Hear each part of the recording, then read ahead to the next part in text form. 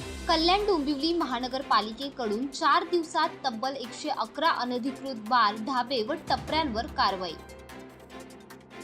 मुख्यमंत्री एकनाथ शिंदे यांच्या आदेशाच्या पार्श्वभूमीवर कल्याण डोंबिवली महानगरपालिकेने अनधिकृत बार, ढाबे व टपऱ्यांवर धडक कारवाई सुरू केली आहे।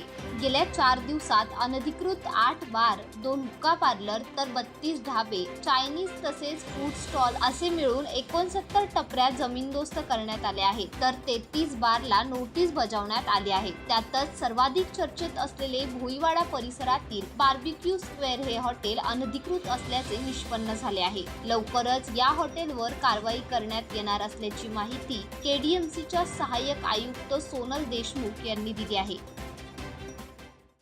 ब प्रभाग क्षेत्र अंतर्गत जेवढे पण बार आहेत त्या सगळ्यांना आम्ही डॉक्युमेंट सादर करा, म्हणजे बांधकाम परवानगीचे डॉक्युमेंट सादर करा म्हणून नोटीस दिलेली होती। त्या अनुषंगाने आज सुनावणी घेतली।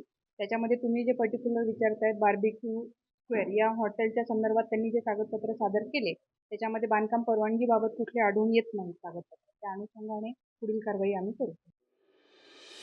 Bureau report, Maharashtra crime spot news, कल्याण।